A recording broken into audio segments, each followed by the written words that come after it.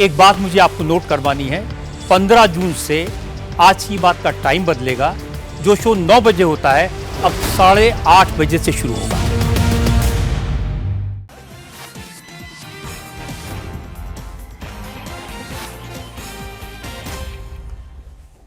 नमस्कार, बहुत स्वागत है आप सभी का। आप देख रहे हैं हकीकत क्या है। मैं हूं सौरभ शर्मा। अगले 24 घंटों में पाकिस्तान के कब्जे वाले कश्मीर से कोई बहुत बड़ी खबर आ सकती है।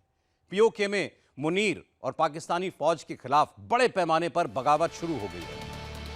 10 नहीं, 50,000 नहीं, 1 लाख नहीं, 5 लाख से ज्यादा प्रदर्शनकारी पीओके की अलग अलग सड़कों पर उतरे हुए हैं। पाकिस्तानी मीडिया क्लेम कर रहा है कि पीओके के रावलकोट में इस वक्त 2 लाख से ज्यादा प्रोटेस्टर्स मौजूद हैं। बड़ी तादाद में लोग पीओके की नीलम वैली, कोटली, मीरपुर से होते हुए मुजफ्फराबाद की ओर आगे बढ़ रहे हैं। प्रदर्शनकारियों के सैलाब को रोकने के लिए मुनीर ने आज भी जबरदस्त गोलीबारी करवाई है। रावलकोट में पाकिस्तानी फोर्स ने निहत्थे प्रदर्शनकारियों पर गोलियां बरसाई।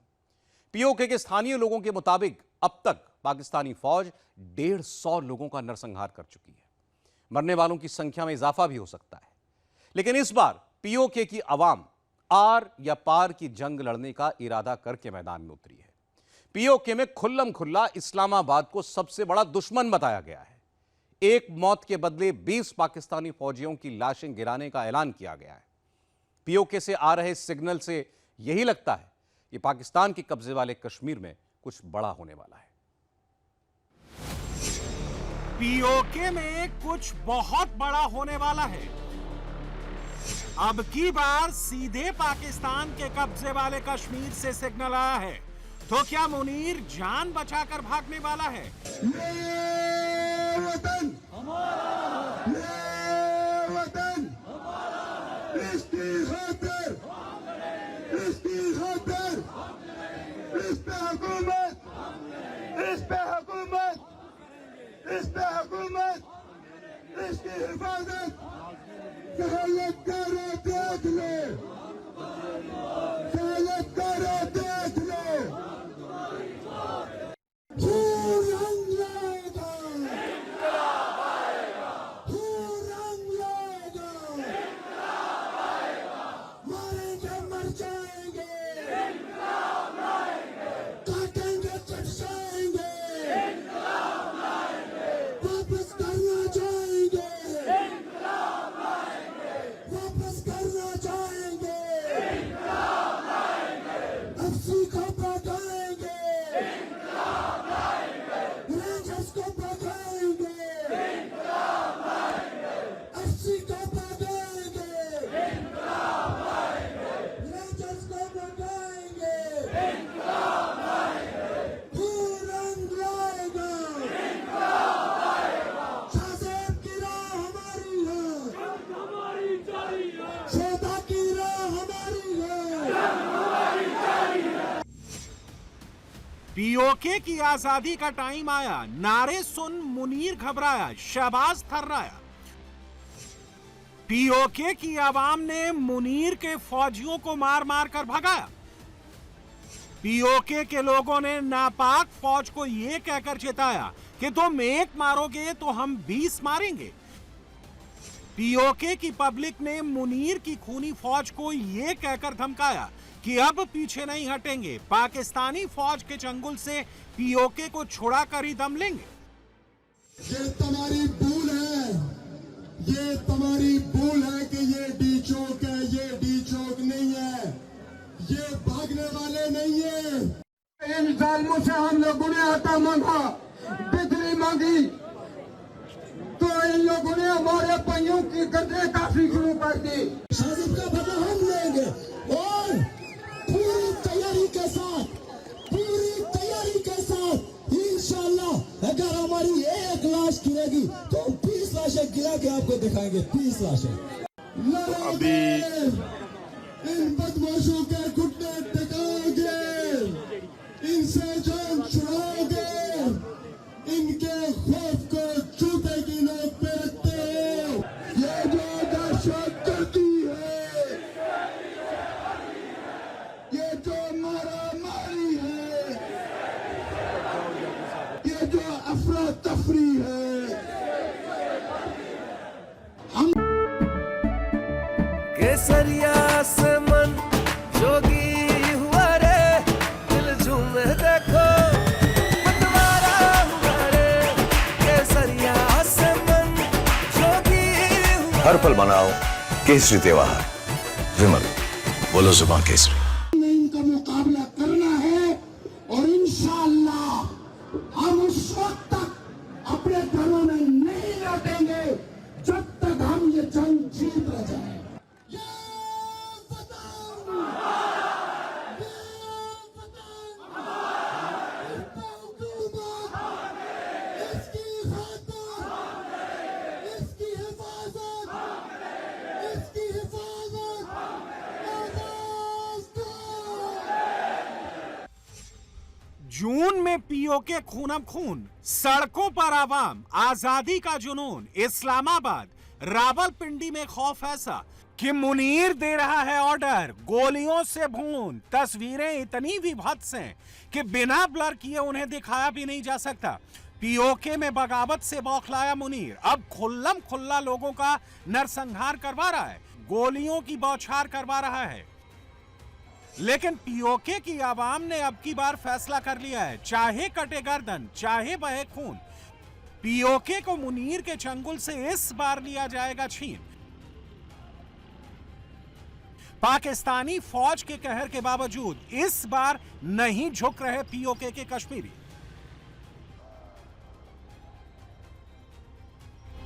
आज ये आवाम का समंदर ये इस बात की निशानदेही कर रहा है, इस्लामाबाद के हुक्मरानों, मुजफ्फराबाद के कठपुतली हुक्मरानों, एक आवाम का समंदर है।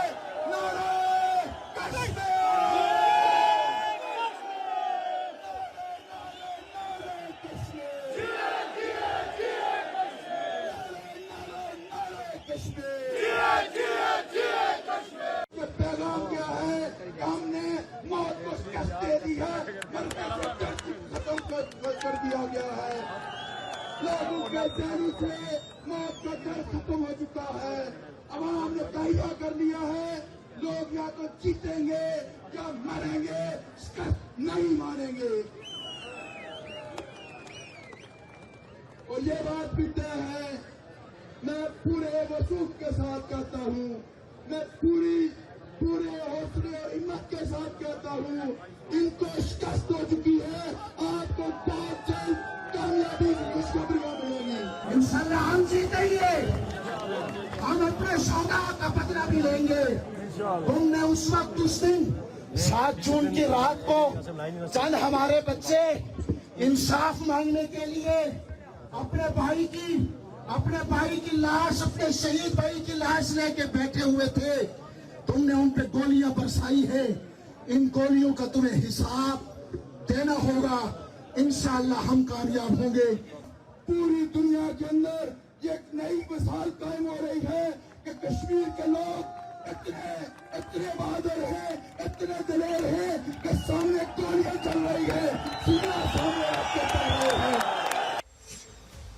पीओके में बगावत की ये आग रावलकोट, बाग, हट्टियानवाला, कोटली, मीरपुर, सुधनोती, धीरकोट, डडियाल और मुजफ्फराबाद जैसे इलाकों में फैल चुकी है। और बगावत की इस आग को लीड करने वाले शख्स का नाम है सरदार अम्मान खान।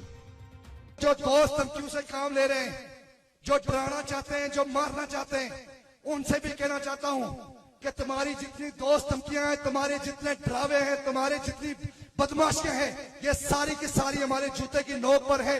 हम इस जमीन पर तुम्हारा इख्तियार, हम इस जमीन पर तुम्हारा तसल्लुत, हम इस जमीन पर तुम्हारा कब्जा, हम अपनी जमीन पर तुम्हारा कब्जा किसी सूरत बर्दाश्त नहीं करेंगे। किसी सूरत तुम्हारी ये गैर कानूनी हुकूमत बर्दाश्त नहीं करेंगे, किसी भी सूरत। कौन है ये सरदार अम्मान खान जिसने पीओके में बगावत की आग को सुलगाने का काम किया है? क्या है इसका बैकग्राउंड? अचानक ऐसा क्या हुआ है कि पूरा का पूरा पाकिस्तान के कब्जे वाला कश्मीर पिछले 72 घंटों से इतना सुलगने लगा है? पाकिस्तानी फौज के चंगुल से, पाकिस्तान के चंगुल से निकलने की जद्दोजहद करने लगा है। 1000 या 10,000 नहीं, 20,000 नहीं, पीओके में 1.5 लाख से ज्यादा लोग सड़कों पर उतर आए हैं। सबने पाकिस्तानी एस्टेब्लिशमेंट के खिलाफ हल्ला बोल दिया है। यह समझने के लिए आपको सबसे पहले मौजूदा बगावत की पूरी टाइमलाइन समझनी होगी। पीओके में जैक यानी Jammu Kashmir joint Awami action committee नाम का संगठन है। यह ट्रेडर्स, लोकल लोगों और सिविल सोसाइटी का गठबंधन है जो 2023-2024 से ही है।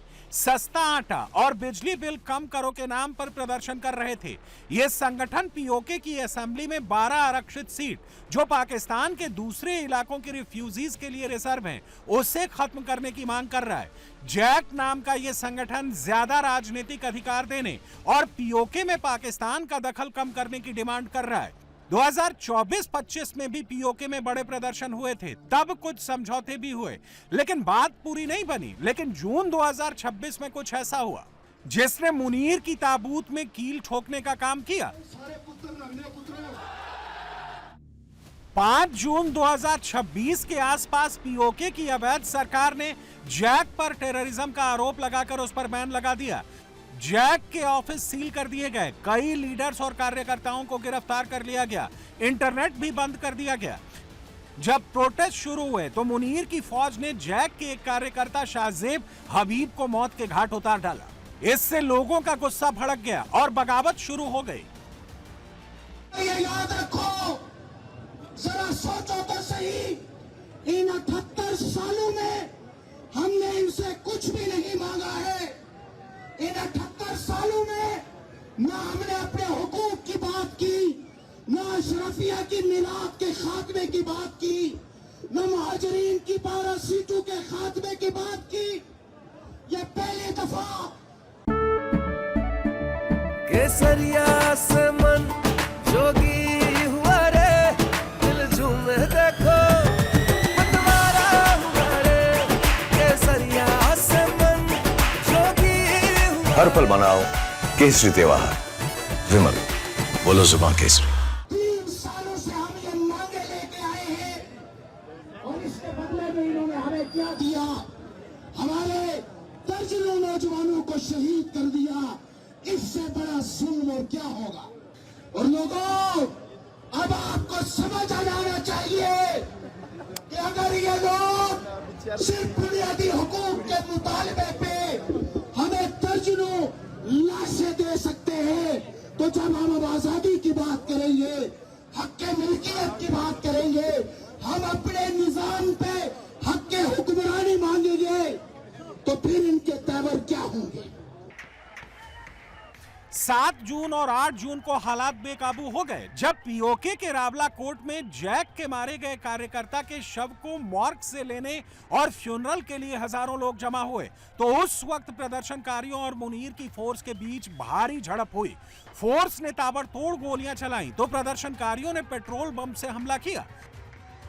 आधिकारिक आंकड़ों के मुताबिक कुल 11 लोग मारे गए, 70 से ज्यादा घायल हैं, जबकि प्रदर्शनकारियों और चश्मदीदों के मुताबिक मुनीर की फौज 7 जून से अब तक पीओके में कम से कम 150 लोगों को मौत के घाट उतार चुकी है। कश्मीर में आज पाकिस्तान की जो फौजी इस्टेब्लिशमेंट का साम्राज्य है उसके खिलाफ बगावत जो है उसका तीसरा दिन है। अवाम अपने हकूक मांग गई है और कश्मीरियों के ऊपर गोलियां बरसाई जा रही हैं। जो लेटेस्ट विजुअल्स वेरीफाइड हमारे पास पहुंचे हैं मैं वो आपको दिखाऊंगा। जो कंफर्म्ड रिपोर्ट हमारे पास पहुंची है मैं वो आपको दिखाऊंगा। आप ये विजुअल्स भी देखिए और मैं आपको रिपोर्ट भी इस वक्त लेटेस्ट जो है वो भी साथ साथ बताऊंगा। ये लेटेस्ट विजुअल्स हैं जो मैं आपको दिखाना चाह रहा हूं इस वक्त, देखिए। अजीज़ान, हमारी इतलात के मुताबिक 1.5 लाख जो प्रोटेस्टर्स हैं उन्होंने आज क्रैकडाउन को डिफाई किया और रावला कोर्ट की तरफ मार्च किया।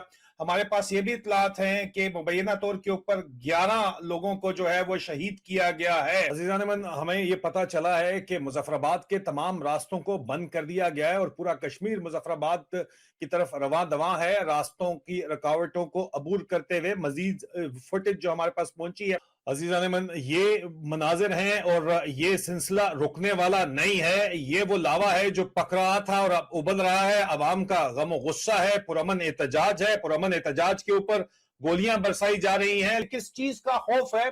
अपनी जुल्म और बर्बरियत के पूरी दुनिया के सामने आया होने का खौफ है। और यहाँ पे आप देख लीजिए कि ये मनाजिर पाकिस्तान का मीडिया, जहां सहाफत फोत हो चुकी है, कहीं भी दिखाई नहीं दे रहा। और ग्लोबल मीडिया भी पाकिस्तान के मीडिया को देख के ही चीजों को उठाता है।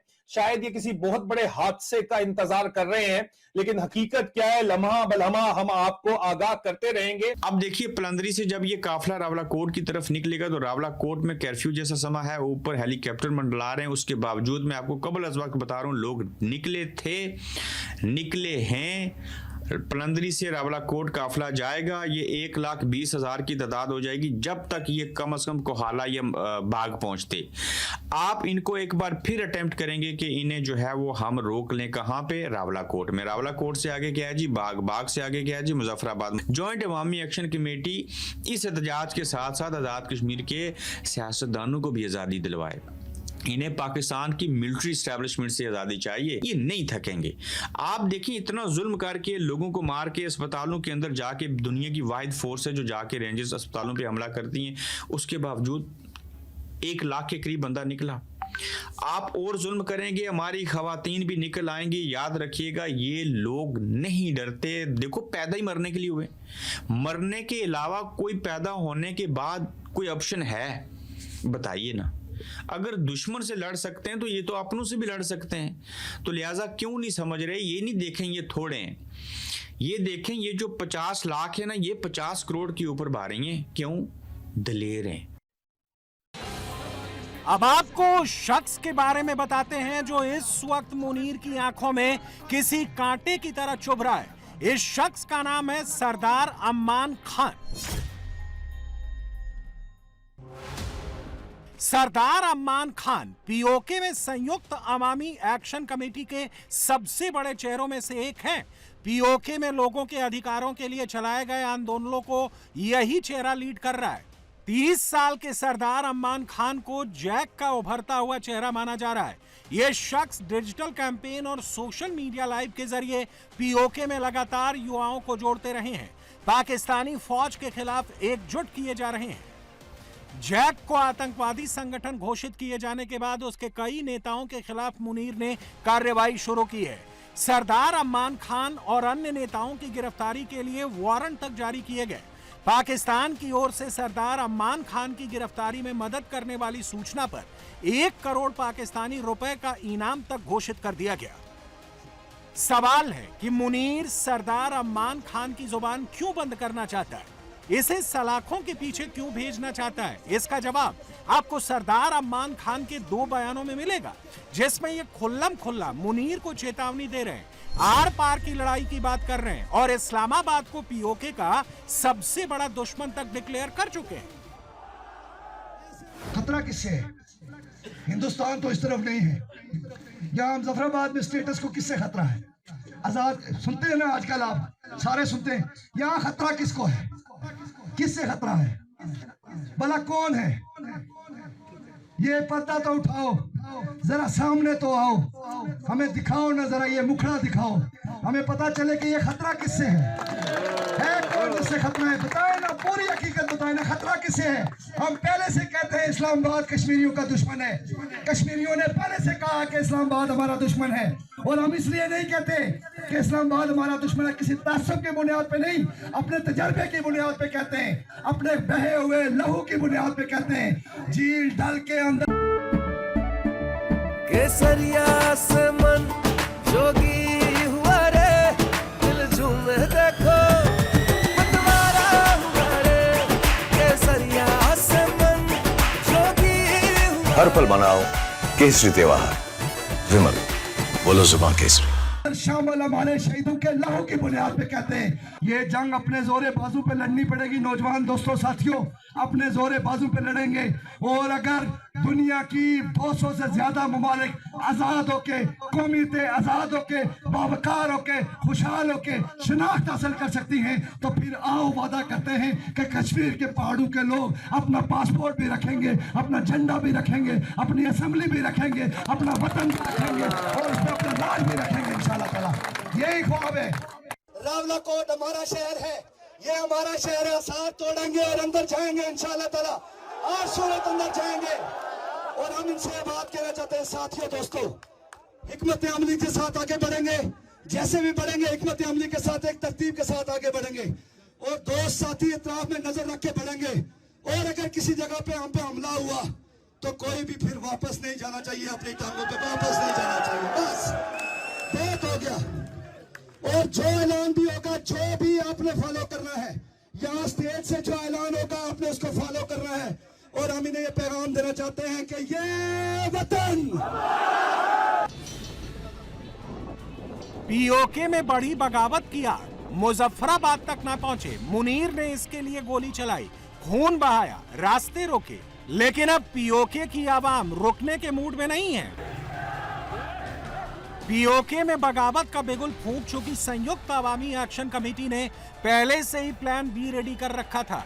इस प्लान के तहत पीओके के कई अहम इलाकों को चारों ओर से घेरने का इरादा था और अब जैक के लीडर्स ने आधिकारिक तौर पर अपना प्लान बी सक्रिय कर दिया है। रावलाकोट और पीओके के दूसरे महत्वपूर्ण इलाकों को चारों तरफ से घेर लिया गया है और अब तो खुद पाकिस्तानी कहने लगे हैं कि पीओके में भारत को ज्यादा कुछ करने की जरूरत नहीं है। पीओके खुद ही मुनीर और पाकिस्तान को मार मार कर भगाएगा, भारत में मिल जाएगा। दोस्तों, पूरे आज़ाद कश्मीर की सड़कों पर इस वक्त नाकाबिले यकीन मनाजर हैं और कुछ रिपोर्ट्स के मुताबिक इस वक्त सड़कों पर मौजूद कश्मीरियों की तादाद 5 लाख से तजावज़ कर चुकी है। मैं सिर्फ अगर रावलाकोट के गिरदोनवा की बात करूं तो 2 लाख से ज़ायद अफराद की मौजूदगी का वहां दावा किया जा रहा है, लेकिन इसके साथ साथ कुछ काफिले नीलम वैली और कश्मीर के दीगर इलाकों की जानिब से भी मुजफ्फराबाद की जानिब बढ़ रहे हैं और इंडिपेंडेंट रिपोर्ट्स ये बताती हैं कि इनकी तादाद 5 लाख से ज़्यादा हो सकती है। मीरपुर हो, कोटली हो, पूंछ हो या फिर नीलम वैली, कहा यह जा रहा है कि तमाम तर कश्मीरी मुजाहिरीन को मुजफ्फराबाद पहुंचने का कहा गया है। सेफली ये बात की जा सकती है कि आज़ाद कश्मीर के अंदर कश्मीरियों ने हजूम नहीं बल्कि एक कौम होने का सबूत दे दिया है और रिपोर्ट्स ये बता रही हैं कि इस वक्त लाखों कश्मीरी सड़कों पर हैं। सेफली जिनकी तादाद अगर मिलाकर देखी जाए तो ये जो 45-50 लाख की आबादी जो कहा जाता है उसमें से 5 लाख के करीब लोगों के मुतल्लिक ये दावा किया जा रहा है कि वो इस वक्त सड़कों पे है। सिर्फ रावलाकोट के हवाले से कहा जा रहा है कि 2 से 2.5 लाख लोग तो रावलाकोट के गिरदोनवा के अंदर मौजूद हैं। टोटल ओवरऑल सूरत हाल है वो यही है कि कश्मीर इस वक्त एक ब्रिगेडियर और एक कप्तान के हाथों में सौंप दिया गया है और बाकी पूरा मुल्क लगता ये है कि मुंह किसी दूसरी तरफ करके बैठ गया है। उसे कोई रॉ के एजेंट्स बेचने की ज़रूरत नहीं है, कोई इंडियन करेंसी किसी को देने की ज़रूरत नहीं है, क्योंकि उसके लिए इस वक्त जितनी अच्छी खिदमत हमारी ये मिलिट्री रजीम सरअंजाम दे रही है, शायद ही माजी में कभी किसी ने पाकिस्तान के अंदर से अगर कोई सही मानों में रॉ का एजेंट बना भी तो वो भी शायद ये खिदमत सरअंजाम ना दे सका हो जो इस वक्त की मिलिट्री रजीम इंडिया के लिए सरअंजाम दे रही है। नेक्स्ट टाइम अगर वो ज़्यादा तैयारी से आएंगे तो आपकी रिटेलिएशन मुझे नहीं लगता कि इस काबिल होगी कि उनका मुकाबला कर सके। मुनीर इस बात को जानता है कि अगर उसने बगावत की आग जल्द ठंडी ना की तो उसे लेने के देने पड़ जाएंगे। पीओके पाकिस्तान के हाथ से निकल जाएगा और ये होने से रोकने के लिए मुनीर के पास सिर्फ एक तरीका है, वो है पीओके के लोगों का नरसंहार करना। और लगातार तीसरे दिन पीओके में यही हुआ है। गुरुवार को भी रावलाकोट में पाकिस्तानी सुरक्षा बलों ने निहत्थे प्रदर्शनकारियों पर लाइव गोलीबारी कर दी है और ये होने से रोकने के लिए मुनीर के पास सिर्फ एक तरीका है, वो है पीओके के लोगों का नरसंहार करना। और लगातार तीसरे दिन पीओके में यही हुआ है। गुरुवार को भी रावलाकोट में पाकिस्तानी सुरक्षा बलों ने निहत्थे प्रदर्शनकारियों पर लाइव गोलीबारी कर दी है। तुम लोग 25, 30, 50 बंदे मार के समझते हो कि कोई नहीं, 200 नहीं है 50 मरे हैं, 1000 नहीं है 200 मरे हैं। यही काम तुम आज़ाद कश्मीर में कर रहे हो। ये काम तुमने 9 मई को किया, यही काम तुमने 26 नवंबर को किया, उसके बाद मुरीदके में तुमने यही कत्लेआम किया, आज़ाद कश्मीर में कत्लेआम कर रहे हो। इन्होंने हेलीकॉप्टरों से बंदे उतारे हैं, इन्होंने गाड़ियों में बंदे बुलाए हैं सादा, उनके पास असला भी था, बारूद भी था, उनके पास माइंड्स भी थी। तो प्लानिंग पूरी है इनकी बहुत बड़े फॉल्स फ्लैग की, ताकि पता है क्या सोच है कि once and for all Awami action committee को कुचल दिया जाए। जो डिक्टेटर बैठा हुआ है ना GHQ में, उसकी सोच ये है कि जो खड़ा होगा वो फितनाल ख्वारिज है, क्योंकि मैं अमीरुल मोमिनीन हूं, मैं अल्लाह का चुना हुआ हूं। ये इसकी सोच है, मैं आपको बता रहा हूं। वो कहता है जी मैं अल्लाह का चुना हुआ हूं, मेरे खिलाफ जो खड़ा होगा वो बागी होगा रियासत का, क्योंकि मैं रियासत का सरबराह हूं, मुझे अल्लाह ने ये ओहदा दिया है, मुझे अल्लाह ने चुना है, तो जो भी खड़ा होगा मैं उसको कुचल दूंगा, हर फितने को फितनाल ख्वारिज। अब लोग सवाल पूछते हैं, यकीन माने कि आप लोगों ने जो बयानिया बर्बाद किया ना पाकिस्तान का, कि मकबूजा कश्मीर की लीडरशिप कह रही है कि आज़ाद कश्मीर के लोगों को उनके हकूक दे दो, ये वक्त आना था पाकिस्तान पे, इस मीर जाफर के दौर में आ गया। और दावा ये किया जा रहा है लीडरशिप की तरफ से कि हम अपने हकूक भी लेंगे, और ये जो इन्होंने हमारे नाम डाले हैं ना दहशतगर्दों की लिस्ट में और कालादम, ये वापस लेंगे नोटिफिकेशन। इनको नोटिफिकेशन भी वापस लेना पड़ेगा, हमसे बातचीत भी करनी पड़ेगी, मुज़ाकरात भी करने पड़ेंगे, सब कुछ करना पड़ेगा। इनकी ऐसी की तैसी। देखें, पंजाब के लोगों को डरा के मार के घर में बिठा दिया तो लगा जी हमने सब कुछ फतह कर लिया, लेकिन हर कोई ऐसे नहीं होता। भारत की सुरक्षा एजेंसियों के मुताबिक पीओके में नरसंहार का ये ऑर्डर सीधे रावलपिंडी के GHQ से आ रहा है। पाकिस्तान का मुल्ला मुनीर पीओके में निहत्थे लोगों को मरवा रहा है, बर्बर तरीकों का इस्तेमाल कर रहा है। मुनीर का इरादा आम लोगों के प्रदर्शन को कुचल देने का है, लेकिन इस बार मुनीर को यह गलती बहुत भारी पड़ेगी। पीओके को पाकिस्तान से आजादी मिलकर रहेगी। आज रात ट्रंप ईरान पर बहुत बड़ा हमला करने वाले हैं। आज रात ट्रंप ईरान को खत्म करना चाहते हैं। कुछ घंटे के बाद ट्रंप क्या सचमुच कोई ऐसा बॉम्ब गिरा देंगे जिससे ईरान पाषाण काल में पहुंच जाएगा? ट्रंप के मन में चल क्या रहा है? ट्रंप कौन से वेपन इस्तेमाल करने वाले हैं? उनका दावा है कि उन्होंने एक रात पहले ही ईरान पर एयर डिफेंस और उसके सारे सर्विलांस सिस्टम्स नष्ट कर दिए। ईरान ने भी तगड़े पलटवार की धमकी दी है। मिडिल ईस्ट में अमेरिका के बड़े कारोबारियों की कंपनियों को तबाह करने की बात की है। खाड़ी का युद्ध अब अपने सबसे विध्वंसक मोड़ पर आ चुका है। ऐसा क्यों कह रहे हैं हम, आप समझिए इस रिपोर्ट से।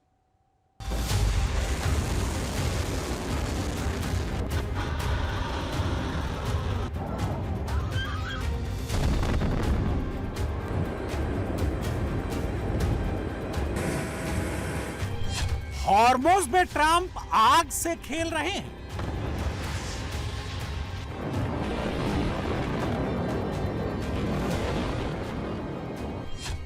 समंदर में जहाजों को जला रहे हैं।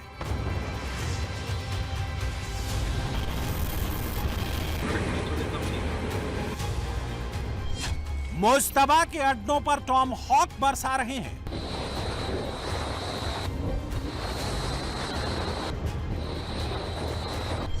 ईरान ने खाड़ी देशों में बारूद बरसाना शुरू कर दिया है।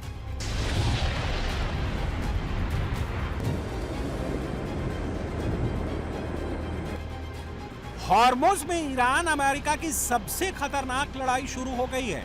ओमान के कोस्ट में ईरान की तरफ से आने वाले कॉमर्शियल जहाजों पर अमेरिका ताबड़तोड़ हमले कर रहा है।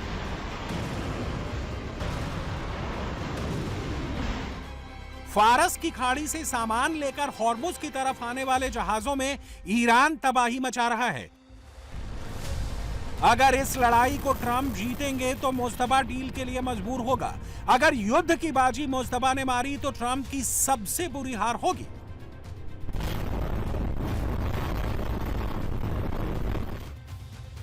ओमान की खाड़ी में 4 दिन में भारत के 3 जहाजों पर हमले किए गए हैं। 11 जून को MT जलवीर पर हमला हुआ, इंजन वाले हिस्से में आग लग गई। 10 जून को MT सत्ते बल्लो पर हमला हुआ, भारत के 3 सेलर्स की मौत हो गई। 8 जून को MT मैरी वैक्स पर हमला हुआ, सभी 24 सेलर्स को सुरक्षित बचा लिया गया।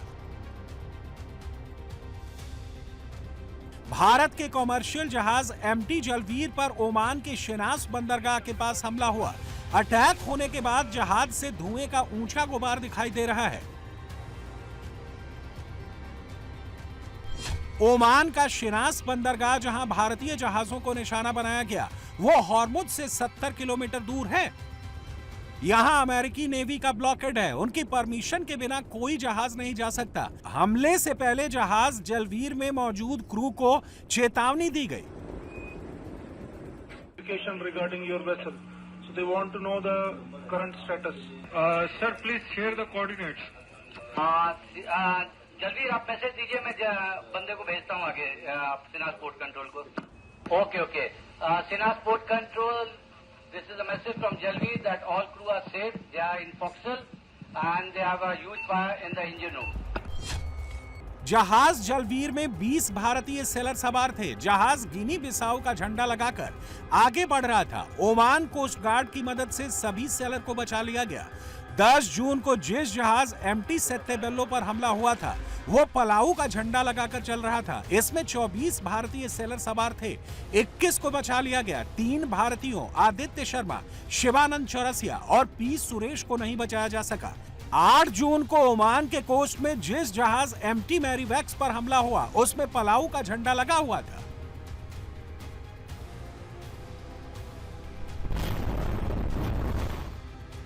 बहत्तर घंटे में तीनों भारतीय जहाजों पर हमला अमेरिका ने किया है। भारत ने अमेरिकी अधिकारियों को तलब कर कड़ा विरोध जताया है। In the last few days, we attach high importance to the welfare and well-being of our seafarers community. We need not re-emphasize this point. Yesterday, we condemned the attack on a ship off the coast of Oman, in which, unfortunately, we lost 3 Indian nationals. We had summoned the US CDA here to register a strong protest. Trump की दादागिरी से नाराज मुस्तफा ने straight of Hormuz को total block कर दिया है। मतलब अमेरिकी ब्लॉकेड के जवाब में ईरान ने भी ब्लॉकेड लगा दिया है। खाड़ी में डबल ब्लॉकेड की वजह से दुनिया भर में तेल और गैस का संकट आ सकता है। महंगाई बढ़ सकती है। जहाजों पर नए हमलों के बाद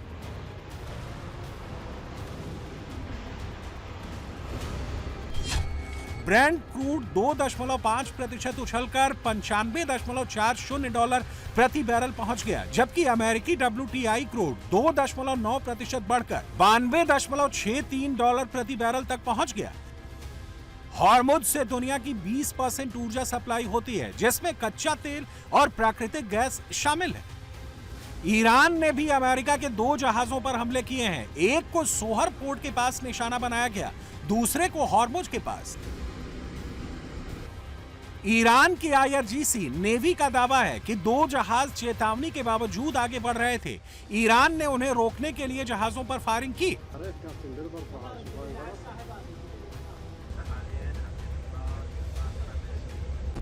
ईरान के हमलों के जवाब में अमेरिका ने हॉर्मुज के पास कासिम आइलैंड पर भीषण बमबारी की। वहां पर 6 बड़े धमाके सुने गए।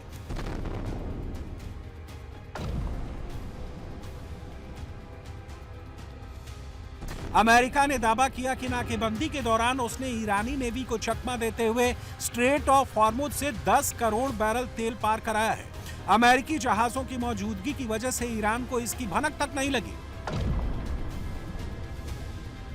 It was revealed today by the president that the press has not been aware of, but certainly this building, the U.S. Central Command, has known, is that Project Freedom, the idea of running ships through the Strait of Hormuz, it never stopped. It just went underground. And so there's some things the public knows and some things the public doesn't know. But ultimately, we've been protecting commercial shipping going through the Strait of Hormuz, as the president announced, to the tune of over 100 million barrels that have moved through and more in the middle of the night, protected by the United States in a way that Iran can't stop. They can't see it and they can't stop it. Trump ने एक बार फिर हवाई दावा किया कि straight of Hormuz खुला है, मगर शिपिंग कंपनियां जहाजों पर बमबारी के डर से वहां कामकाज नहीं कर रही हैं। ईरान की फास्ट अटैक बोट लगातार हॉर्मुज में पेट्रोलिंग कर रही हैं, जो मिसाइलों से लैस हैं। अगर किसी जहाज ने उनकी परमिशन के बगैर आगे बढ़ने की कोशिश की तो उसे वहीं उड़ा देंगे।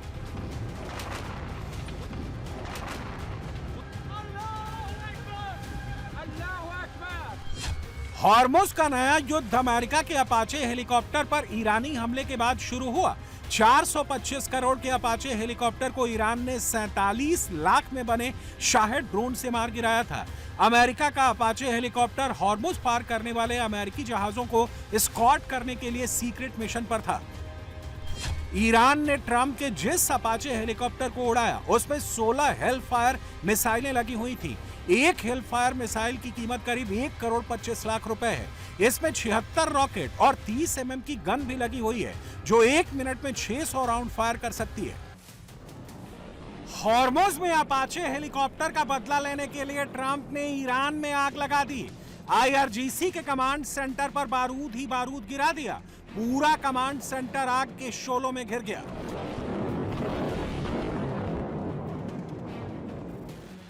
ईरान को डील के लिए मजबूर करने के लिए ट्रंप ने उनके सर्विलांस सिस्टम, कम्युनिकेशन नेटवर्क और एयर डिफेंस साइटों पर भारी तबाही मचाई।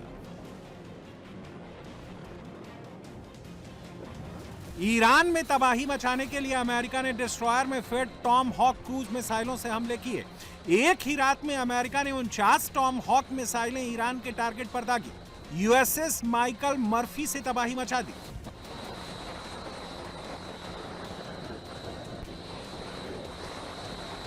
टॉम हॉक मिसाइलों से अमेरिका ने ईरान के दक्षिणी पश्चिमी तट पर कयामत ढाई। फिर राजधानी तेहरान में मिलिट्री टारगेट को ध्वस्त किया। टॉम हॉक मिसाइलों को रोकने के लिए ईरान के पास कोई मजबूत एयर डिफेंस नहीं है। टॉम हॉक मिसाइलें बहुत ही सटीक निशाने के लिए जानी जाती हैं।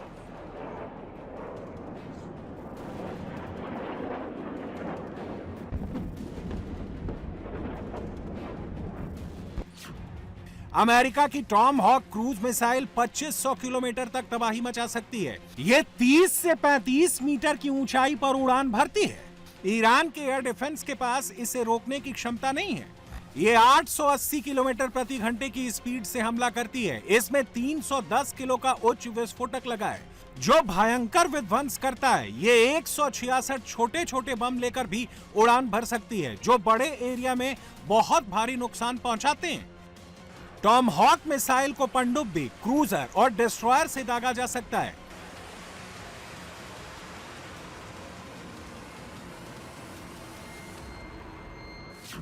आज रात ट्रंप बहुत बड़ा हमला करेंगे। आज रात ट्रंप ईरान को खत्म कर देंगे। आज रात ईरान को पाषाण काल में पहुंचा देंगे। आज रात ईरान में परमाणु जैसा बम गिरा देंगे। अगर मुस्तफा को जान बचानी है, ईरान को बचाना है तो डील साइन करनी ही पड़ेगी, वरना ट्रंप नहीं मानेंगे।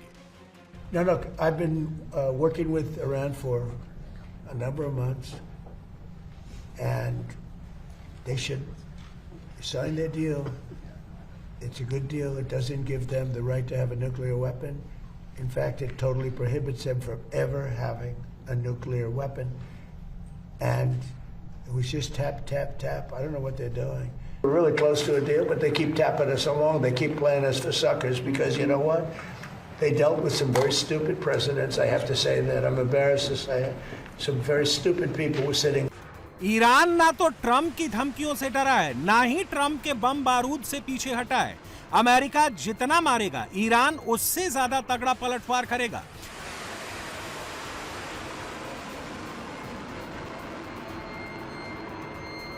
ईरान ने 3 देशों कुवैत, बहरीन और जॉर्डन में अमेरिका के अड्डों पर भीषण हमले किए हैं।